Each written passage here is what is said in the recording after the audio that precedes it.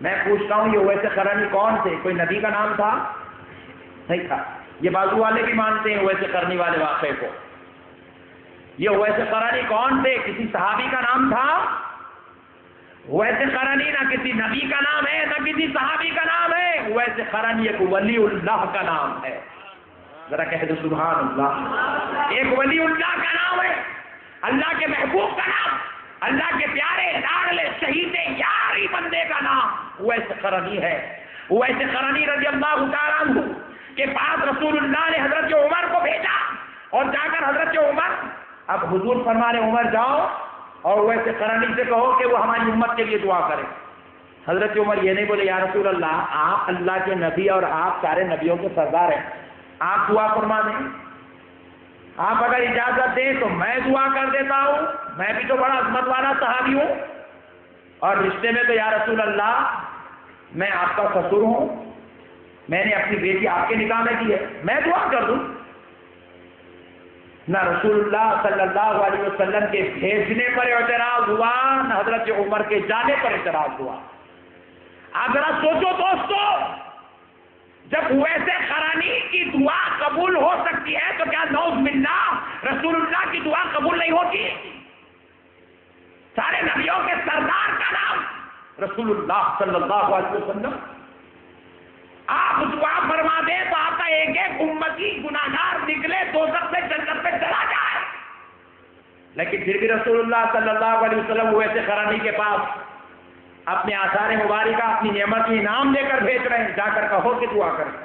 اور حضرت عمر بھی ہے کہ سرکار کا جوبہ امام مبارک سر پہ اٹھا لیے، سندل کی طرح چلنے لگے۔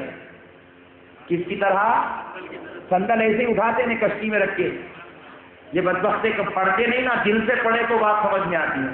ایک شعر سنیں،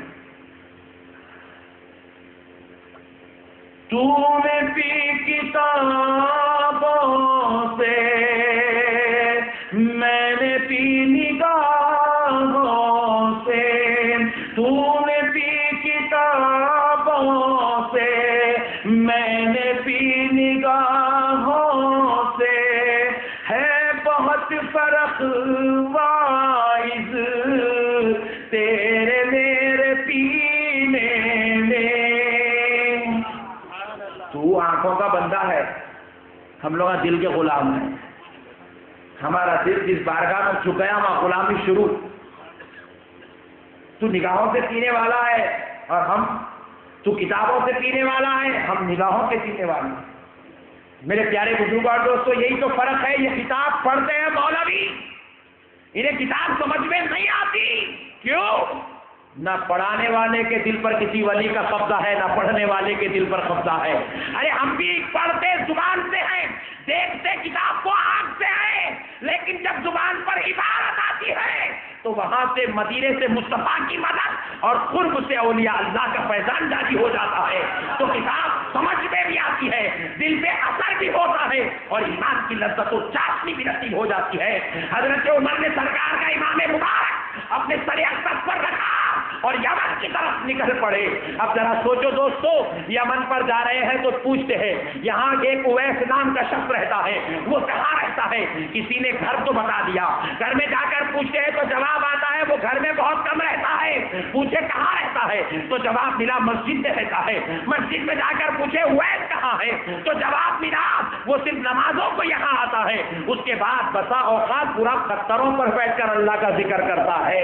عجیب، وہ اللہ کا ولی تھا، وہ میدان چٹیل پتھروں پر بیٹھا ہوا تھا، وہ چٹانوں پر بیٹھ کر اللہ کا ذکر کر رہا تھا۔ یہ چٹانوں پر کبھی غریب نواز بھی بیٹھے تھے، یہی چٹانوں پر کبھی بندہ نواز بھی بیٹھے تھے، یہی چٹانوں پر کبھی غوث اعظم بھی بیٹھے تھے۔ یہ اولیاء کا طریقہ ہے، مجھے کہنے دو اسی چٹان پر کبھی غار حرا کی شکل میں مصطفیٰ بھی بیٹھے تھے۔ یہ اولیاء اور انبیاء کا طریقہ ہے، وہ بڑی چٹانوں پر بیٹھ کر اللہ کا ذکر کرتے ہیں۔ وہ حضرت عمر اب پہاڑ چڑھنے لگے، جب پہنچ گئے کہ ایک غار میں بیٹھے ہوئے سے قرنی کو آواز دیے تو حضرت اویس قرنی پوچھتے آپ کون؟ جواب دیتے ہیں میں رسول اللہ کا خاطر ہوں، حضور کا غلام ہوں، تمہارے پاس سرکار کا ایک حکم لے کر آیا ہوں۔ حضرت اویس پریشان ہو گئے، بولے میں اس قدر ہو گیا کہ میرے آقا نے مجھے پیغام بھیجا ہے. بولے وہ ہے آپ بتا دیں کیا پیغام ہے. تو کہنے لگے یہ سرکار کا جبہ مبارکہ ہے, یہ سرکار کا امام اقدس ہے, آپ کو سرکار نے بھیجا ہے اور فرمایا ہے کہ آپ سرکار کی امت کے لیے دعا کریں, سرکار کی امت کے لیے ذرا بولو بھائی دعا کرے. کون بھیج رہا ہے؟ نبیوں کا سردار بھیج رہا ہے. کون آ رہا ہے؟ صحابہ کا سردار آ رہا ہے. کس کے پاس آ رہا ہے؟ ایک اللہ کے ولی کے پاس آ رہا ہے, اللہ کے محبوب کے پاس آ رہا ہے, سرکار کے سچے عاشقوں غلام کے پاس آ رہا ہے. اب وہ حضرت اویس بھی یہ نہیں کہتے میں آپ لوگوں کے مقابلے میں کیا دعا کر سکتا ہوں, آپ وہ تو اللہ کے نبی ہے, آپ صحابہ کے سردار ہیں, آپ بھی دعا کر لیجئے. نہیں فرمائے, بلکہ سرکار کا جبہ رکھ دیے, امام شریف رکھ دیے اور دعا کرنے لگے, دعا کرنے لگے, دعا کرنے لگے, گڑ گڑانے لگے, گریا بیداری کرنے لگے. صبح سے شام ہو گئی. حضرت عمر کہتے ہیں اے اویس اب بس بہت دعا ہو گئی, ہمیں جانا ہے واپس, وہ جوپا دے دیجئے. حضرت اویس سے وہ جوپا لیے. حضرت اویس غار سے باہر آئے, فرمایا اے عمر اگر تم صبر کر لیتے تو میں سرکار کی پوری امت کو بخشوا دیتا, اگر تم صبر کر لیتے تو بچی ہوئی آدھی امت کی بھی مغفرت ہو جاتی. تو پتا چلا اللہ کے نبی بتا رہے ہیں صرف نبی کی ہی دعا مقبول نہیں ہوتی, صرف صحابی کی ہی مقبول نہیں ہوتی. اللہ نے ولی کو وہ مقام دیا, چاہے تو میرا ولی میری آدھی امت کو بخشا دے, اللہ نے اختیار دے دیا.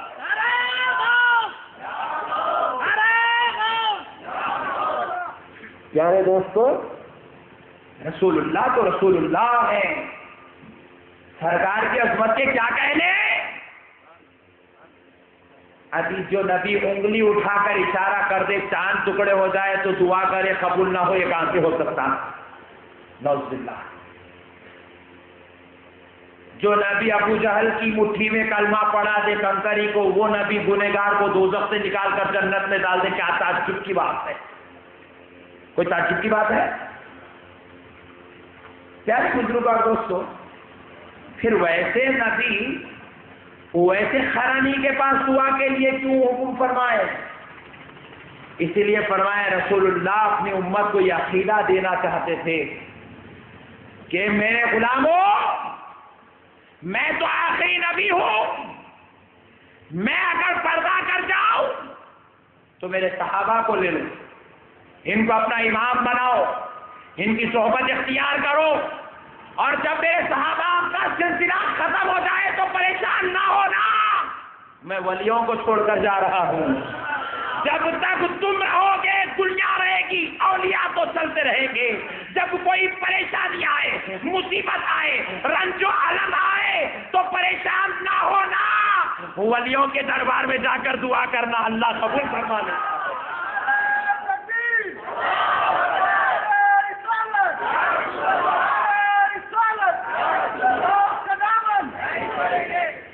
اولیاء سے دعا کروانا سرکار کی سنت, اولیاء کی بارگاہوں میں انعام و نعمت لے جانا صحابہ کی سنت, اور اولیاء اللہ کی دعا کو قبول کر لینا خدا کی قدرت ہے. اس لیے میرے بھائیوں, اللہ کے ولیوں سے دعا کبھی رد نہیں ہوتی, اللہ کے ولیوں کی ہر دعا اللہ قبول فرماتا ہے. کروائیں گے بھائی انشاءاللہ. ہم مگر ایک بات اور عرض کر دیتا ہوں, تھوڑی اپنی اندر کی بات ہے, گھر کی بات ہے. اندر یہ ہمارے سنی بھی پھٹی عقیدت کے ہیں, کچے, وہ پرانے جتنے پکے تھے پورے مر گئے, یہ کچے کچے رہ گئے. ایک بچہ آیا, ناڑیلا کے درگاہ کی جالی کو بند دینا. ایک جنا آیا, زیروکس لا کے لگا دیا. مجھے کہے گا زیروکس پاسپورٹ کا ہے, میرا ویزا لگنے والا ہے بولے.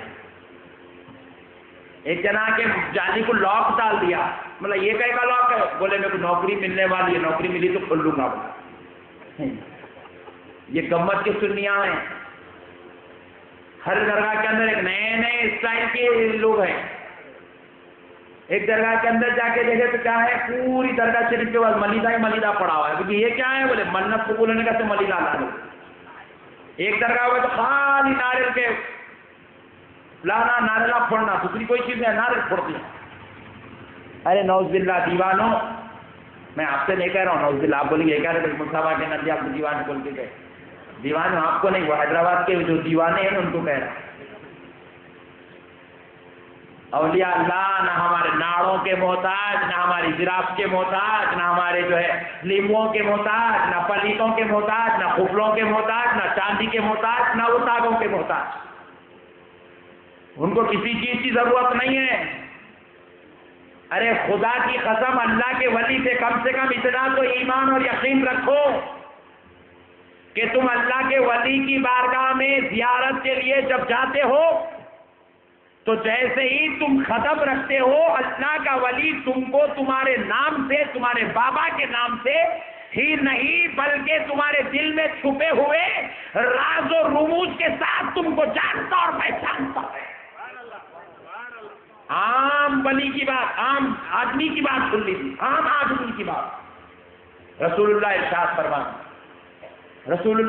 فرماتے، حدیث پاک ہے، کسی قبر پر اگر کوئی جانور بیٹھ جائے، پرندہ بیٹھ جائے تو میت جو قبر کے اندر لیتی ہے وہ اتنی شعور کے ساتھ ہوتی ہے کہ وہ پرندہ جو بیٹھا ہے نر ہے یا مادہ ہے، اندر لیتی بھی میت پہچان لیتی ہے.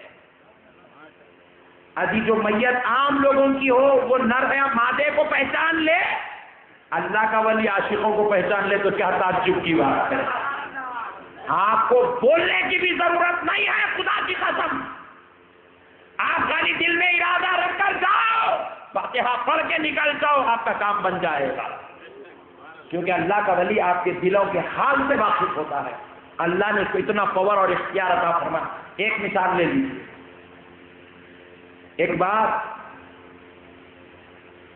حضور سیدنا غوث الورا رضی اللہ تعالیٰ عنہ کے دربار کا واقعہ ہے. ایک عاشق آپ کا دیوان آیا اور کہا حضور میرے گھر میں آپ کی دعوت میں کر رکھنا چاہتا ہوں، آپ حکم فرمائیں. تو غوث پاک نے کہا میں انشاءاللہ بعد میں دیکھیں گے، پھر کبھی جائیں گے. تو میرے اچھی بات ہے سرکار، دیکھیے آپ کی مرضی. پھر چند دن بعد آیا، آ کر کہنے لگا حضور میں آپ کی دعوت کرنا چاہتا ہوں، اجازت دیجیے، وقت عنایت فرمائیے. بولے میاں بعد میں دیکھیں گے، پھر کبھی کریں گے انشاءاللہ.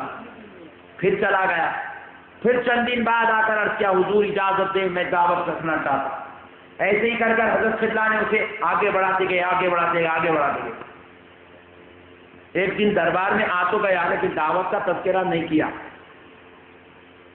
آتے ہی بولتا تھا ہاتھ جوڑ کے حضور دعوت کرنا چاہتا ہوں. ایک دن سوچا میں بولتا ہوں حضرت آتے نہیں کرتے نہیں، یہ چپ بولنا بیکار ہے. آیا خاموش بیٹھ گیا. حضرت کی نظر جیسے ہی اس پہ بیٹھ کے حضرت اٹھ کے کھڑے ہو گئے، کمبل ڈال لیے. بولے میاں چلو تمہارے گھر کو چلنا ہے. پریشان ہوگا. بولا سرکار ہر وقت آتا ہوں دعوت کے لیے، گزارش کرتا ہوں اور آپ فرماتے اپنی بات میں اور آج میں آپ کو دعوت نہیں دینے کی غرض سے آیا اور آپ کہہ رہے اب چلیے. سرکار گھر میں تیاری کچھ بھی نہیں ہے، نہ میں نے مرغی لائی، نہ کوئی مسالے لائے، نہ باسمتی لائی، نہ مسوری لائی، کوئی دعوت کا اہتمام نہیں ہے. حضرت نے فرمایا بس مجھے تیرے گھر چلنا ہے، بس چلے. سرکار غوث اعظم کا حکم تھا. بولے اپنی عزت شان ہے میری کہ میرے آقا میرے گھر تشریف لا رہے ہیں. حضرت کو لیا اور گھر کی طرف چلا گیا. جیسے ہی اس کے باغ میں، اس کے میدان میں، اس کے آنگن میں حضرت پہنچے، فرمایا پانی مجھے وضو کرنا ہے، پانی لے آ. پانی لے آیا، دیا. سرکار غوث اعظم اس کے آنگن میں بیٹھ کر وضو کرنے لگے. جیسے ہی مکمل وضو ہو گیا، جرأت اور ہمت کر کے پوچھا حضور ہر بار تیاری کرنے کی نیت سے، دعوت رکھنے کی نیت سے آتا تھا، آپ قبول نہیں فرماتے، اور حضور آج کوئی نیت نہیں تھی، کوئی ارادہ نہیں تھا، اور آپ اچانک کہنے لگے کہ چل مجھے تیرے گھر چلنا ہے. کیا بات ہے؟ ماجرا سمجھ میں نہیں آیا. کیونکہ آپ اللہ کے ولی ہے، کوئی کام بغیر حکمت و مصلحت کے نہیں ہوتا. بتا دے بات کیا ہے. تو غوث اعظم نے کہا خریب لیے، بغل میں اس کے گلے میں ہاتھ ڈالے، بغل میں غوث اعظم کی آیا. رات کے پردے کھل گئے تو کیا دیکھتا ہے؟ جنات کا ایک قافلہ اس کے گھر سے نکل کر میدان کی طرف بھاگ رہا ہے، جنگل کی طرف بھاگ رہا ہے. پریشان ہو گیا، پوچھا حضور یہ کون سی مخلوق ہے؟ تو غوث اعظم نے کہا یہ جنات ہے، یہ اجنات ہے جو تیرے میدان پر قبضہ کر چکے تھے، اس لیے میں ان کو بھگانے آج تیرے گھر کو آ گیا.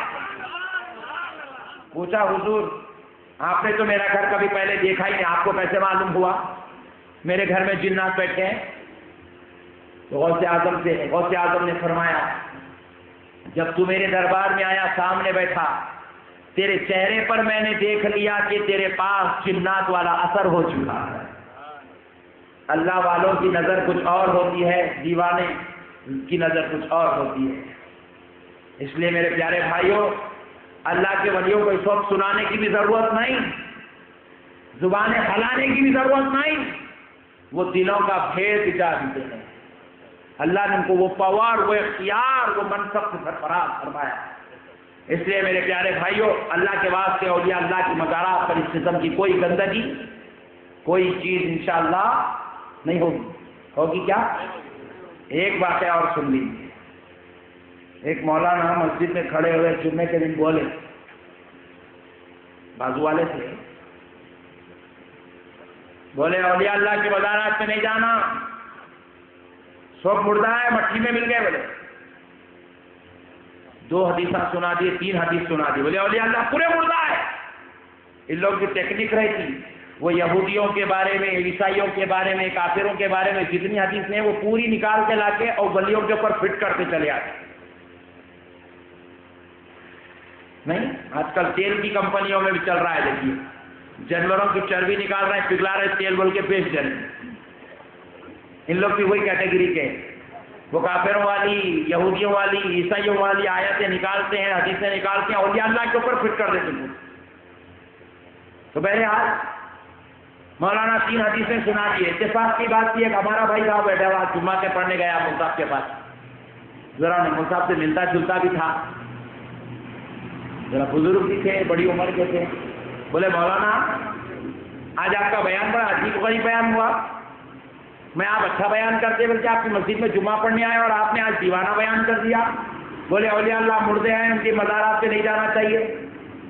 تو بولے ایسا تمہارا یقین ہے کہ اولیاء اللہ زندہ؟ بولے جی ہاں میرا یقین ہے اولیاء اللہ زندہ ہے۔ تو بولے ادھر آؤ، بلا کے کمرے میں لے کے جا کے، مسجد میں تو 3 سنایا تھا، آدھے گھنٹے کی تقریر تھی، اب وہاں بٹھا دے کے پھکے مولانا پھکا کیا کر دیا، 12 حدیثیں اور سنا دیا، پورے 15 ہو گئے۔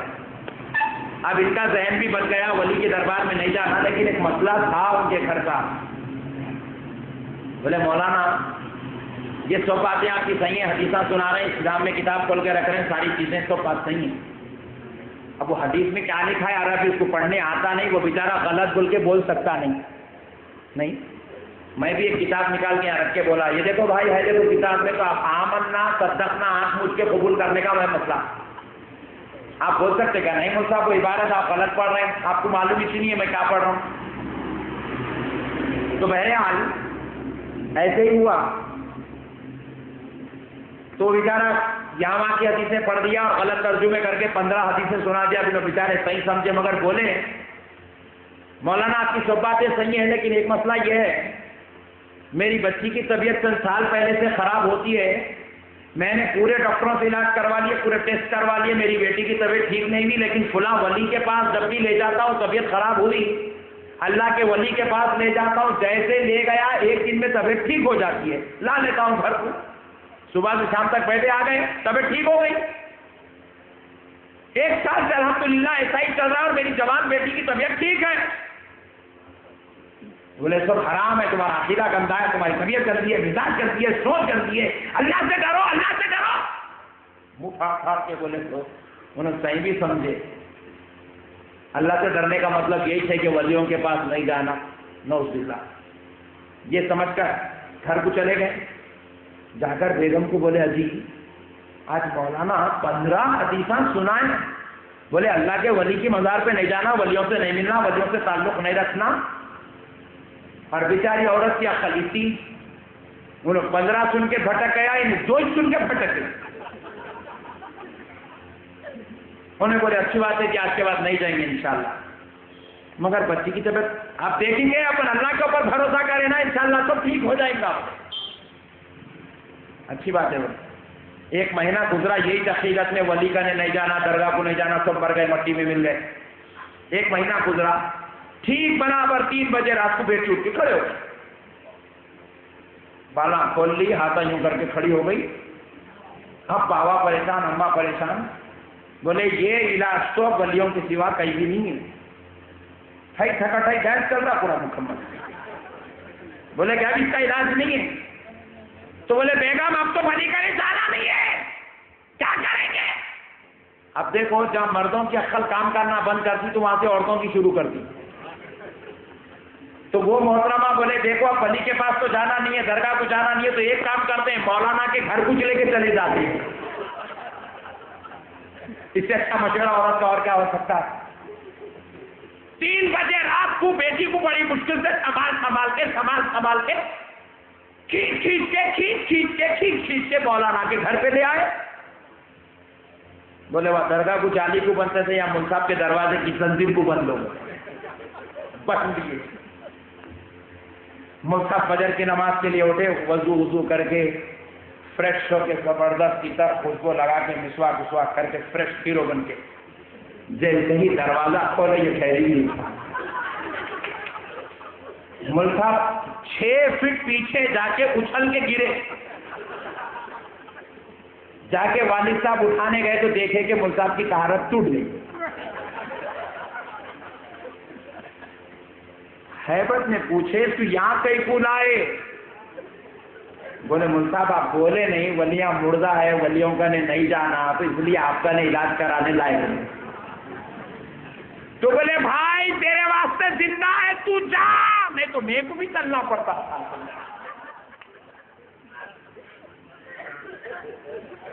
میرے پیارے بزرگ اور دوستو، خدا کی قسم اولیاء اللہ کے پاس جو مسئلوں کا حل ہے، نہ وہ کسی ڈاکٹر کا نہیں ہے، نہ عالم کا نہیں ہے، نہ طبیب کا نہیں ہے، نہ حکیم کا نہیں ہے، نہ قاضی کے پاس ہے، نہ مفتی کے پاس ہے، نہ کسی مولانا کے پاس ہے. اولیاء اللہ شیطان کے توڑ کا نام ہے. اولیاء اللہ رد بلا کا نام ہے. اولیاء اللہ دفاع رنج و علم کا نام ہے. اولیاء اللہ مصیبتوں پریشانیوں کی مشکل کشائی کا نام ہے. اس لیے دوستو جو ولیوں سے مل لیتا ہے، خدا کی قسم وہ فقیری میں بھی امیروں کی طرح رہتا ہے. اور جو اولیاء سے تعلق توڑ لے، سب کچھ لے لے، پھر بھی فقیروں سے بدتر رہتا ہے. اولیاء سے تعلق جوڑو دوستو. یہ بہکانے والے لاکھ بہکائے، یہ بدبختوں کی باتیں مت سنو، ان کی باتوں میں کوئی دم نہیں ہے خدا کی قسم. اور ایک بات سن لیں، یہ اولیاء اللہ یا ولی اللہ، ایک ہو تو ولی اللہ کہیں گے، چند ہو تو اولیاء اللہ کہیں گے. ان کو اولیاء اللہ کس نے کہا؟ کسی مفتی صاحب نے نہیں کہا، کسی مولانا نے نہیں کہا، کسی قاضی وقت نے نہیں کہا، کسی حاکم زمانہ نے نہیں کہا، بلکہ ان کو اولیاء اللہ اللہ رب العزت نے کہا. الا ان اولیاء اللہ لا خوف علیہم ولا هم يحزنون. اللہ کہہ رہا ہے قرآن کریم میں، یہ اللہ والے ہیں. معزز شاہین اکرام اب ذرا غور کریں، اولیاء اللہ، یہ اولیاء اللہ کا معنی کیا ہے؟ اولیاء جمع ہے ولی کی. ولی کے 3 معنی عام اور مشہور اور معروف ہے. بازو والے مولوی صاحب سے بھی پوچھ لے، یہی معنی بتائے گا. ولی کا ایک معنی ہے مدد کرنے والا. کہہ دو سبحان اللہ، بولو بھائی ذرا سبحان اللہ. ولی کا ایک معنی ہے مدد کرنے والا. ولی کا دوسرا معنی ہے سرپرستی کرنے والا.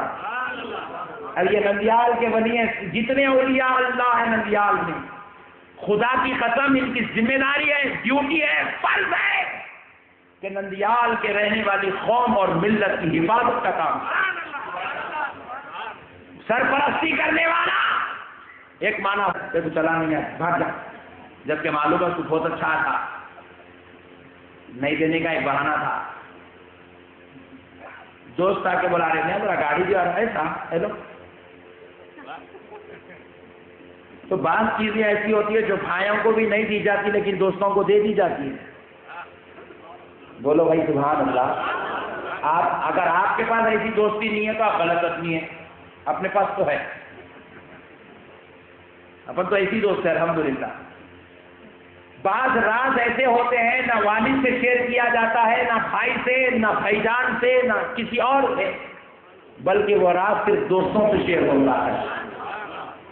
بعض ایسے مسائل ہماری زندگی میں ہیں، قرض کی ضرورت آ گئی، بھائی منہ پھیر لے، باپ منہ پھیر لے، رشتہ دار اور عزیز منہ پھیر لے، ایسے وقت میں صرف دوست ہی کام آتا ہے۔